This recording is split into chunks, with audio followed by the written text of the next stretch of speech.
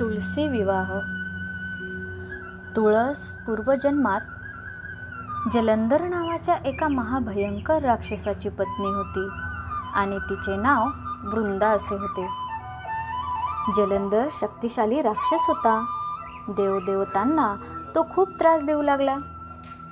वृंदाच्या पतिव्रतामुळे जलंधर अमर झाला होता. जलंधराला मारणे असंभव झाले होते. जलंधराला मारणे हेही खूप गरजेचे झाले. यावर एकच उपाय, वृंदाचे पतिव्रत तोडले पाहिजे. हा विचार करून भगवान विष्णूने जलंधराचेच रूप धारण केले, पण वृंदाने ते ओळखले.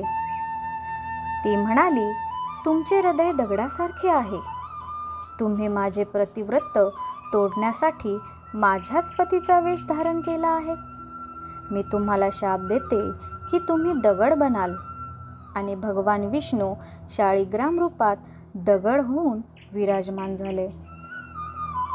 आणि भगवान विष्णूने वृंदाला आशीर्वाद दिला की तू पुढच्या जन्मी एका विशिष्ट वनस्पती रूपात जन्म घेशील आणि माझी अत्यंत प्रिय होशील.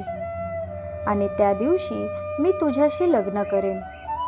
आणि म्हणून तुलसी विवाह ही प्रथा सुरू झाली. कार्तिक मास शुक्ल पक्ष दिनी तुलसी विवाह म्हणून आपण साजरा करतो. यामागचे वैज्ञानिक कारण असेही आहे की तुळशीच्या पानात अँटीऑक्सिडंट, अँटीबायोटिक गुणधर्म असतात. त्याने शरीराची रोगप्रतिकार शक्ती वाढते. तुळशी पानाचे सेवन केल्यामुळे पचन संस्थेचे आजार पूर्णपणे कमी होतात. तुळशीच्या रोज सेवनाने ब्लड शुगर पातळी देखील नियंत्रणात राहते.